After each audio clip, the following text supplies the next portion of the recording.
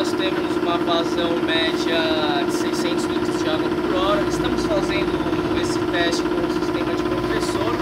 Para quê? Para a gente conseguir fazer um teste real para ver se o poço deu água e nós conseguimos limpar essa água. Porque a bomba ela funciona melhor com a água totalmente mais limpa possível, né? E aqui nós temos um projeto em andamento bem sucedido. A próxima etapa é a gente descer a bomba, né? Aqui a água ela está clareando ainda, vou mostrar para vocês ali. E a partir daí nós vamos instalar a bomba. O poço, a tubulação que vai ficar na bomba ela já está a 2 metros suspenso, né? Então ela está uma média de 15 metros com a água clara. Nós já temos certeza que podemos descer essa bomba, né? O próximo, após essa etapa da bomba, para a gente descer a bomba, vem o sistema de tratamento de água. Sendo assim, a gente vai deixar esse produto instalado no condomínio, esse projeto, né?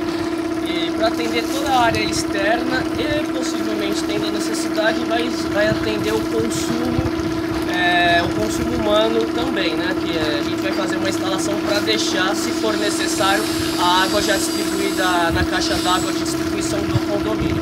Temos toda a documentação desse projeto. Ele foi iniciada a licença em abril do ano passado, a licença saiu no início desse mês, nós já implantamos o projeto. Após essa etapa, eu vou trazer para vocês o vídeo do nós descermos a bomba.